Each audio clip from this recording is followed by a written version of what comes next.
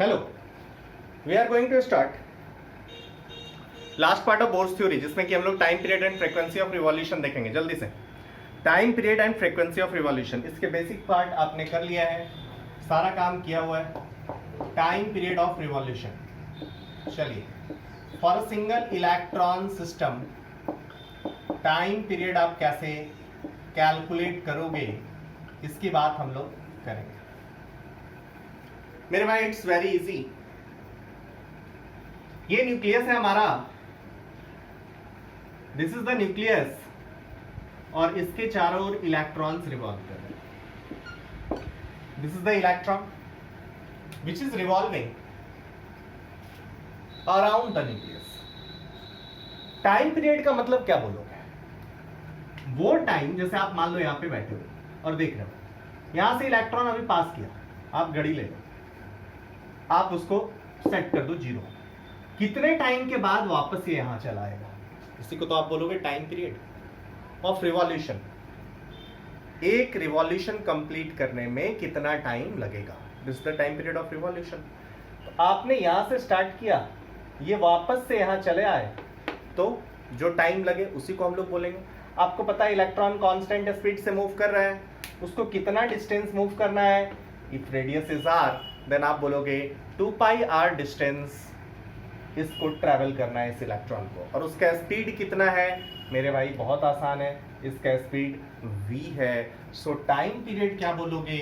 Time is equals to t हम लोग represent कर रहे हैं, आप बोलोगे distance that is 2 pi R by speed by v।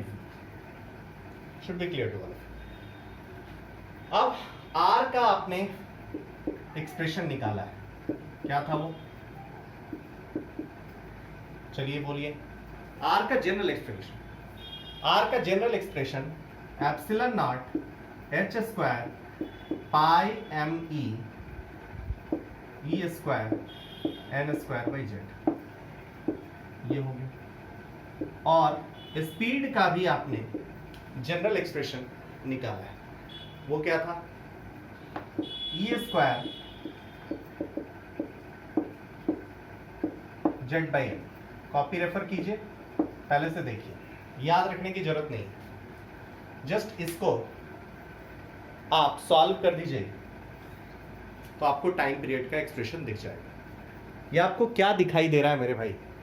बहुत आसान एक्सप्रेशन है, ये आपको दिखाई क्या दे रहा है? हम लोग एक छोटा सा वीडियो में जस्ट जो चीजें देखना चाहते हैं वो जस्ट मैं आपको बताऊं।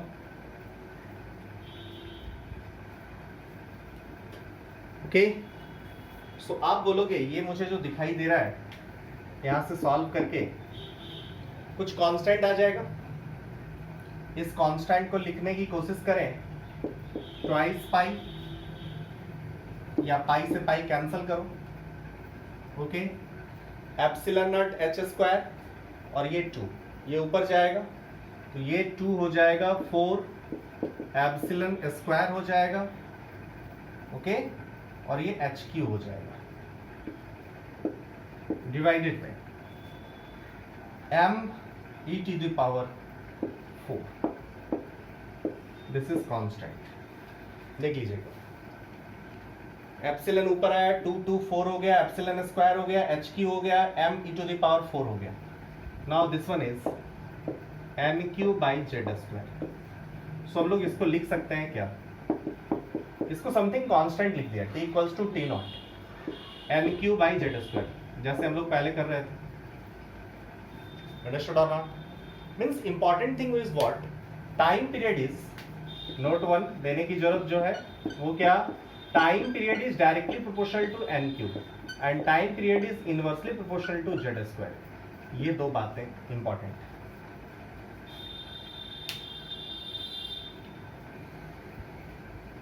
मतलब हम लोग ऑर्बिट नंबर सेम रखें। If orbit number is same, orbit number same रखा, एटम्स का डिफरेंस लिया, एटम डिफरेंट लिया, या फिर एटम को सेम लिया, ऑर्बिट नंबर को डिफरेंट लिया, तो रेशियो क्या आ जाएगा? ऐसा यदि पूछा जाए, मीन्स थर्ड नोट जो मैं आपको बताने जा रहा हूं, फॉर हाइड्रोजन एटम और any hydrogen like it ion, hydrogen atom और एनी हाइड्रोजन लाइक आयन, मतलब सिंगल इलेक्ट्रॉन सिस्टम है, मतलब एक, बट एक, किसी एक का जेड क्या हो जाएगा, फिक्स्ड हो जाएगा। और जेड यदि फिक्स्ड हो जाएगा तो आपको दिख रहा है टाइम पीरियड क्या, एनक्यू के डायरेक्टली प्रोपोर्शनल। तो हम लोग इसको क्या कर रहे हैं, टी फिक्स्ड जेड के लिए फर्स्ट ऑर्बिट का, टी फिक्स्ड जेड के लिए सेकेंड ऑर्बिट का, सो ऑन। ये रेशियो क्या हो जाएगा, एनक्यू के डायरेक्टली प्रोपोर्शनल है 1:827, so it should be clear to all of you। मेरे भाई ये क्लियर हो जाना चाहिए, एकदम आसान कहानी है, कहीं से कोई डिफिकल्टी नहीं। Now next note, fourth note जो आपको दिखेगा, अब मैंने क्या किया, ऑर्बिट नंबर फिक्स कर दिया बट अलग अलग, for fixed orbit, orbit number fix कर दिया मेरे भाई। ऑर्बिट नंबर फिक्स कर दिया मतलब टाइम पीरियड हाइड्रोजन का सेकेंड ऑर्बिट, He प्लस का सेकेंड ऑर्बिट, Li2 प्लस का second orbit, orbit number fixed है, सो ये क्या हो जाएगा, inversely proportional to Z square, 1/4 1/9 like that, 1/4 1/9 like that हो जाएगा। बहुत आसान है मेरे भाई, कोई दिक्कत इसमें होनी नहीं चाहिए।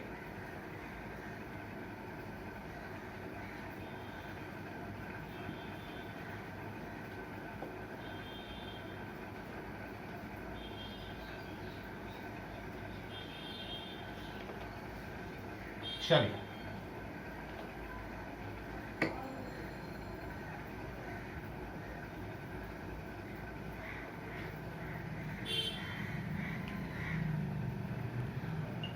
Next is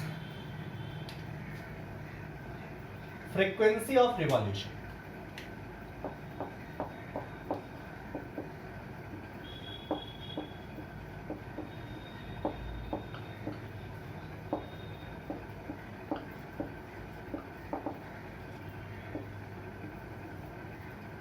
frequency of revolution मेरे भाई बहुत आसान है। फ्रीक्वेंसी ऑफ रिवॉल्यूशन ये क्या हो जाएगा, आपको पता है frequency inversely proportional to time period, बोलो। सो फ्रीक्वेंसी जो होगा inversely proportional to time period होगा, फ्रीक्वेंसी जो होगा वो v/2πr होगा, या आप बोलें टाइम पीरियड क्या है, NQ/Z²। सो फ्रीक्वेंसी जो आपको दिखेगा f0 इंटू क्या दिखेगा, Z²/NQ, where f0 is what, frequency of revolution किसका, हाइड्रोजन एटम का, कौन से ऑर्बिट में, फर्स्ट ऑर्बिट। Z1 N1 कर दो तो f0 निकल जाएगा।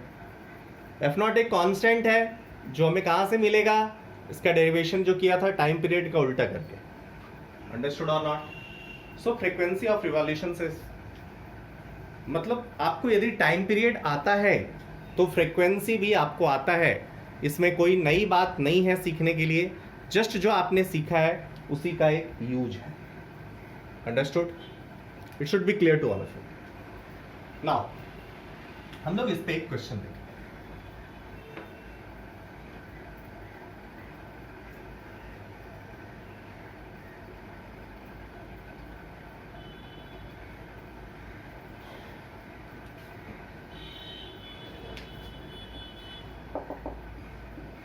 Calculate ratio of frequency of revolution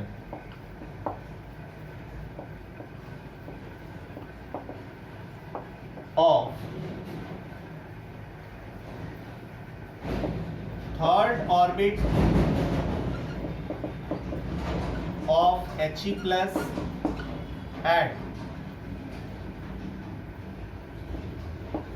second orbit of Li2 plus. चलिए, बहुत आसान क्वेश्चन आपके सामने रखा जा रहा है।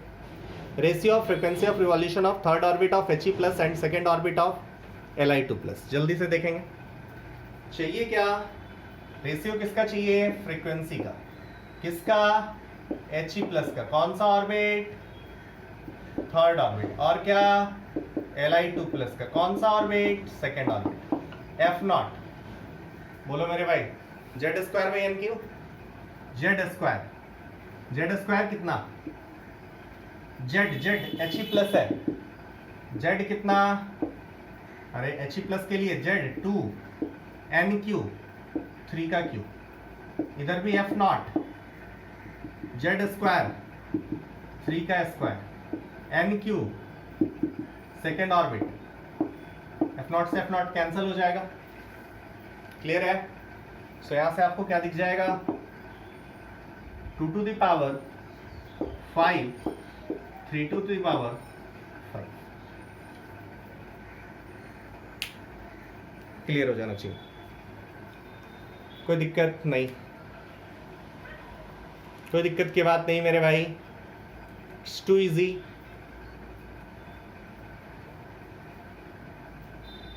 It's too easy. So time period and frequency से रिलेटेड हमने क्वेश्चंस किए। Now next part, next question.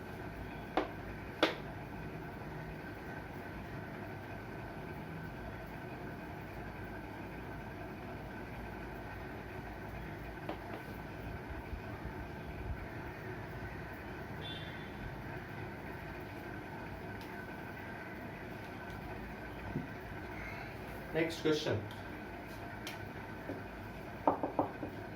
Draw the graph between time period of nth orbit and nq. Time period of nth orbit and nq for hydrogen atom. चलिए भैया, मेरे time period और N cube का graph बनाना है। ध्यान देना, it's too easy. Time period आपको पता है T naught N cube by Z square होता है। यह आपने अभी निकाला।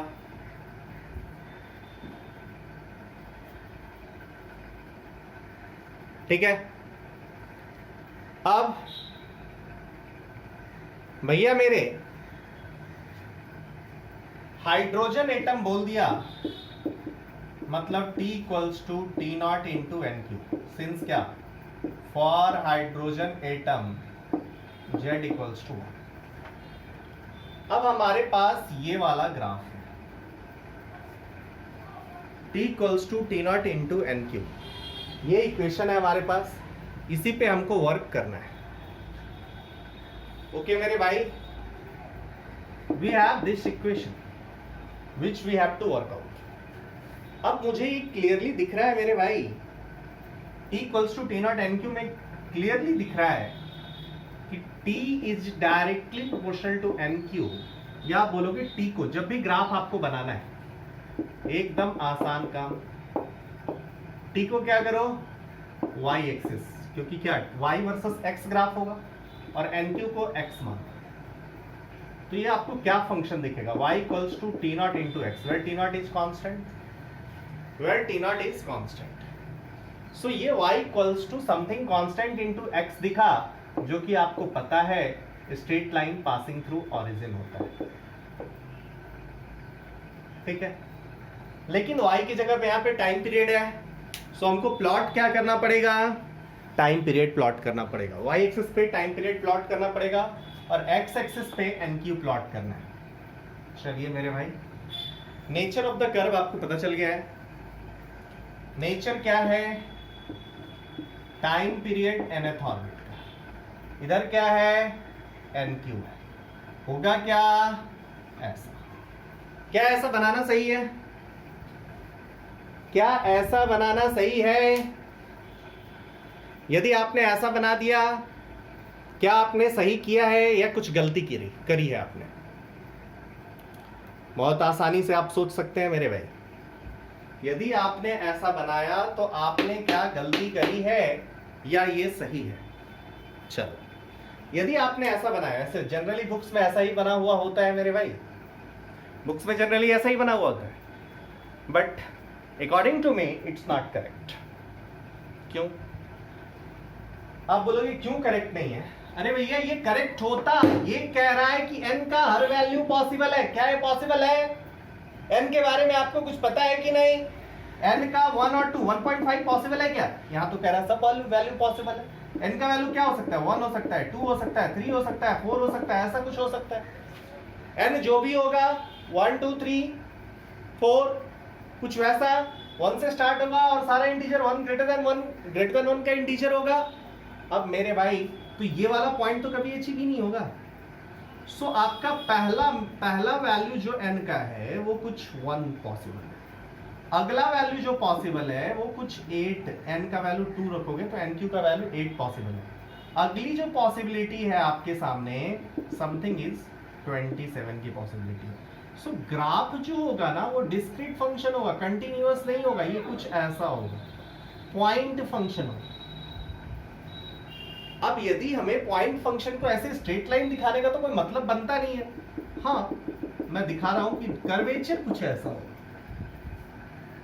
मतलब होगा ये straight line but it is a piecewise function. ये जस्ट एक एक पॉइंट पे वैलिड होगा, इसके बीच में कहीं वैलिड नहीं होगा। सो ग्राफ एक्चुअली हमें ऐसा बनाना चाहिए, हमें बताना चाहिए जस्ट ये पॉइंट ये पॉइंट ये पॉइंट इंक्लूड कर रहा है और ये जो कर्वेचर है वो स्ट्रेट लाइन है। वो जो नेचर है वो y इक्वल्स टू mx, मतलब नेचर इस ग्राफ का passing through straight line passing through origin है, बट उसमें हर पॉइंट्स वैलिड नहीं है। सो बुक्स में ये रहे तो आंख कान मुंद के आप नहीं लगा दोगे भैया ऐसा ग्राफ होगा, इट्स रॉन्ग। क्या करना है? बुक्स में रहे तो कैसे समझना है मेरे भाई? बहुत आसानी से। कैसे? बुक्स में रहे तो ये समझना है कि उसका नेचर बनाया गया है और तब सॉल्व करना है ये समझ के, ये नहीं कि ये सही है। वो जो बना दिया straight line it's not true, ये फॉल्स, गलत। अंडरस्टूड और not? It should be clear to all of you. कहीं भी हो, किसी भी बुक में गलती करी गई, I don't want to comment, just मैं बोल रहा हूँ कि उनकी भावना का सम्मान कीजिए।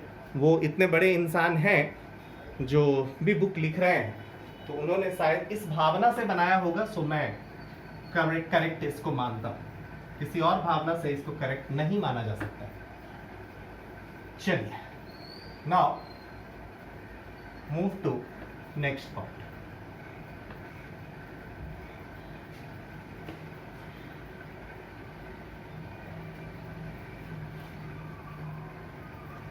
नेक्स्ट पार्ट ऐसे ही कुछ ग्राफ्स का मैं ले रहा हूं। Draw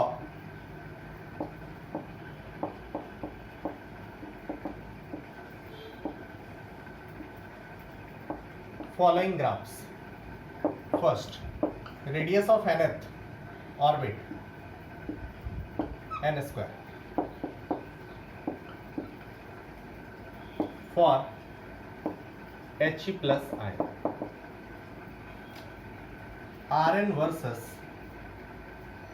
1 by z for fixed n, V versus n for fixed z। Fixed z मतलब z का वैल्यू फिक्स कर दिया। और भी हम लोग बनाएंगे लाइव क्लास में, और भी बनाएंगे। चलिए एक दो डिस्कस कर लें तो काम हो जाएगा, पता भी चल जाएगा कि आपको समझ में आया कि नहीं आया। पहला graph Rn versus n square.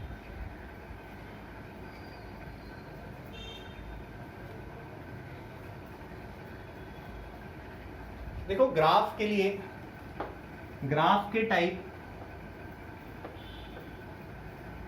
Graphical question solve करने के लिए कुछ फिक्स्ड ग्राफ आपको पता होना चाहिए। ठीक, जैसे y equals to mx plus c straight line passing through origin है, x into Y constant rectangular hyperbola है। रेक्टेंगुलर हाइपरबोला कैसे बनता है मेरे भाई? बहुत आसान है, देखो ये एसिम्टोट्स होते हैं। एसिम्टोट्स वो लाइन होता है जो इस ग्राफ को इन्फिनिटी पे जाके टच करे। ये वाले ग्राफ को, कौन से ग्राफ को? जो मैं ब्लैक पेन से बना रहा हूँ, इस ग्राफ को इन्फिनिटी पे कट करे। ये एकदम आप जुबान पे ले आएंगे, हम लोग यूज करेंगे। वैसे आपको मैथ्स वाले सर पढ़ाएंगे, कब पढ़ाएंगे? हाइपरबोला चैप्टर में पढ़ाएंगे, कोऑर्डिनेट ज्योमेट्री जब स्टार्ट होगी। और ये इसके एसिम्टोट्स बोलते हैं। एसिम्टोट्स वो लाइन होता है जो इसको इन्फिनिटी पे जाके टच करे। इसको पैरेलल देख रहे हो, इन्फिनिटी पे जाके टच करेगा। अब आप इसको ना थोड़ा घुमा दो, थोड़ा घुमा दो। आप इस एक्सिस को भूल जाओ, आप इस एक्सिस को भूल जाओ और एसिम्टोट्स को एक्सिस बना दो। थोड़ा घुमा के फील करो, थोड़ा घुमा के फील करोगे तो आपको ये ऐसा दिखेगा मेरे भाई। ये वाली कहानी आपको ऐसी दिखेगी और यही रेक्टेंगुलर हाइपरबोला है। इसका equation x into Y constant होता है। मतलब y equals to constant by x कभी बनाना पड़े तो ये वाली कर्व हम लोग बनाएंगे। ओके, सो अब ये देखना होगा x और y दोनों पॉजिटिव है तो ये वाला क्वाड्रेंट होगा, x और y दोनों निगेटिव है तो ये वाला क्वाड्रेंट होगा। जो भी होगा x और y के कारण, कांस्टेंट पॉजिटिव है निगेटिव है उसके बेसिस पे ये क्वाड्रेंट सेलेक्ट करेंगे या इधर सेलेक्ट करेंगे, वो बातें आएंगी। चलिए मैं अभी कांस्टेंट को पॉजिटिव ले रहा हूँ, हमें यही यूज होती है ज़्यादा। सो यहाँ पे आपको दिख रहा है कि जब हम लोग x का वैल्यू इंक्रीज कर रहे हैं तो y का वैल्यू शार्पली फॉल कर रहा है। जब हम लोग x का वैल्यू घटा रहे हैं तो y का वैल्यू बढ़ रहा है। जरा देखिए, x इंक्रीज कर रहा है y फॉल कर रहा है, x डिक्रीज कर रहा है y इंक्रीज कर रहा है। समझ में आ गई बात? सो x इंटू वाई कॉन्स्टेंट कभी भी बोलेगा इस टाइप का कर्व बना देंगे। चलिए हम लोग चलते हैं, इसमें बोला गया है कुछ जैसे रेडियस वर्सेस जेड का ग्राफ बनाने के लिए आपको दिया जाए, आर एन वर्सेस जेड का ग्राफ आपको बनाने के लिए दिया जाए। बहुत आसान है मेरे भाई, आर एन वर्सेस जेड का ग्राफ दिया जाए आपको बनाने के लिए, इट्स टू इजी। कैसे? आप क्या कर लिखेंगे? सबसे पहले ग्राफ बनाना है, आपको फंक्शन लिख लेना है। क्या फंक्शन है? Are N is R naught into N square by Z. R N is equals to are naught N square into Z. ठीक है मेरे भाई, क्लियर है? फॉर फिक्स्ड एन बोला गया, मतलब क्या हो गया? एन कांस्टेंट, ये आपको क्या दिखा?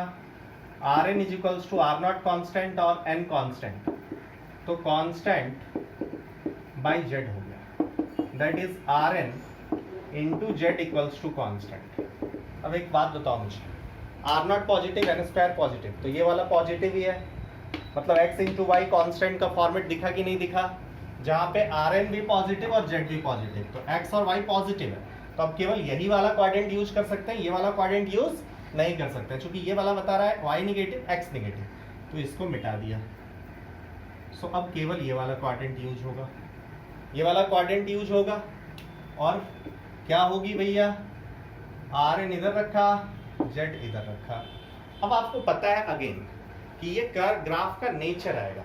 यहाँ पे जेड का वैल्यू कुछ क्या हो सकता है? 1 हो सकता है, 2 हो सकता है, 3 हो सकता है, 4 हो सकता है, 5 हो सकता है, मतलब ये अगेन कुछ जस्ट पॉइंट होंगे। अंडरस्टूड? तो ये भावना के साथ ही आप क्वेश्चंस करें, इधर कुछ नहीं, ग्राफ यहीं से स्टार्ट होगा, n इक्वल्स टू 1 से।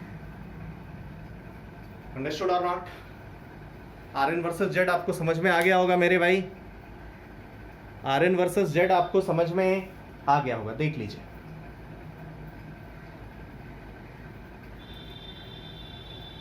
बहुत इजी है, कोई रॉकेट साइंस नहीं, इट्स टू इजी। अब चलिए R N versus N square, जल्दी R N versus N square फटाफट बनाएंगे। फॉर फिक्स्ड जेड,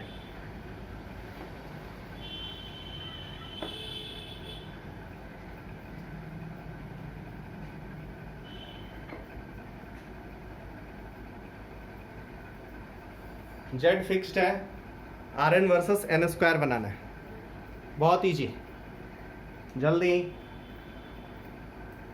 क्या दिख रहा है आपको?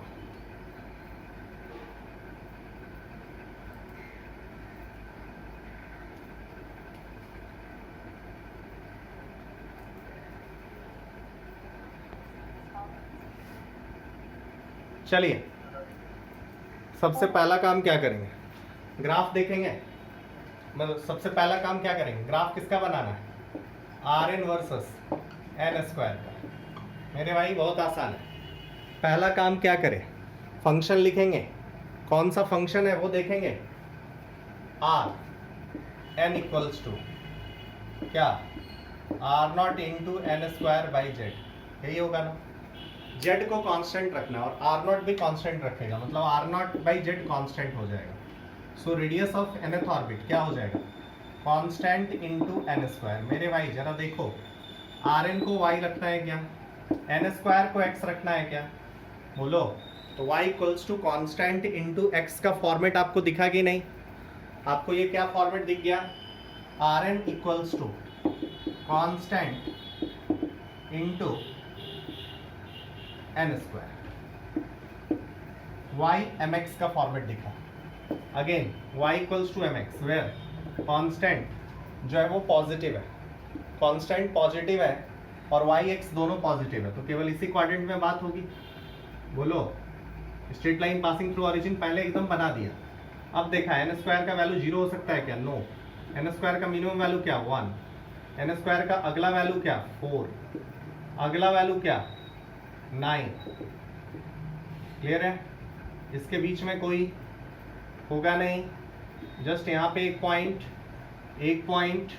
और एक पॉइंट, जस्ट पॉइंट्स वाले पॉइंट ही होंगे जो नेचर को शो करेंगे। वो जो डॉटेड दिखा रहा है वो ग्राफ का नेचर दिखा रहा है कि जो पॉइंट्स होंगे वो एक स्ट्रेट लाइन पे होंगे, वो एक ही स्ट्रेट लाइन पे लाई करेंगे। अलग अलग लाइन होगा बट सेम स्ट्रेट लाइन पे लाई करेगा। अंडरस्टूड और नॉट, क्लियर हो गया होगा मेरे भाई। तीसरा, यदि यही मैं आर एन वर्सेस एन का हूँ, यहीं पे आपको दिखाता हूँ तो आपको दिक्कत नहीं होगी मेरे भाई। इसी को मैं r N versus n plot करने के लिए आपको कह देता। अब एन स्क्वायर नहीं, एन है, सो आप एन को एक्स रखते। अब जब एन को एक्स रखते तो ये आपको फॉर्मेट क्या दिखता, y equals to constant into, n को एक्स रखते तो एक्स स्क्वायर दिखता, मतलब y equals to k x square type हो जाता। y equals to k x square type यदि ग्राफ आपको दिखाई दे तो इसका नेचर कुछ ऐसा होता है। Understood, this one is called parabola. लो आगे बात करें, आपको बताया जाएगा क्वाड्रेटिक इक्वेशन में ऐसे कुछ बताया भी गया होगा। क्वाड्रेटिक इक्वेशन आपको पढ़ा दिया गया है तो उसमें समझाया भी गया होगा। y equals to constant into x square का ग्राफ ऐसे होगा। अगेन हम लोग इसकी ग्राफ प्लॉट करें, y equals to constant into x square का फंक्शन हमें दिख रहा है, so r N versus n का हमें ग्राफ प्लॉट करना है। चलिए y और x तो है नहीं, हमारे पास क्या है, आर एन और एन। हमारे पास इधर आर एन है और इधर एन है। चलिए प्लॉट करें। एन का मिनिमम वैल्यू क्या, आप बोलोगे एन का मिनिमम वैल्यू 1, उसके बाद वाला वैल्यू क्या 2, उसके बाद वाला वैल्यू क्या 3, कांस्टेंट है। कुछ ऐसा प्लॉट होगा, ये सब पॉइंट्स नहीं आएंगे, ये वाला पॉइंट आएगा, ये वाला पॉइंट आएगा, ये नेचर होगा। अंडरस्टूड। सो बुक्स में जब पूरा ऐसे ही बना हुआ रहेगा, आप मान के चलेंगे कि ये पॉइंट वाइज फंक्शन है। ओके, पॉइंट एक पॉइंट पे जस्ट डिनोट कर रहा है और वो ग्राफ के नेचर को डिनोट कर रहा है कि यदि हम n को 1 2 3 रखें तो जस्ट जो पॉइंट्स को मिलाने पे क्या नेचर आएगा, उन पॉइंट्स को मिलाने पे जो नेचर आ रहा है उसको शो किया जा रहा है मेरे भाई। It's clear to all of you. ये बहुत इंटरेस्टिंग और आसान सा टॉपिक था, ठीक है। सो इस पे क्वेश्चंस कुछ आपको दिख जाएंगे हर जगह। सो हम लोग अब बोर्स थ्योरी को लगभग थ्योरी पार्ट कर लिए, कुछ इम्प्रूवमेंट वाली बातें हैं जो हम लोग आगे करेंगे। Okay, thank you for watching this lecture.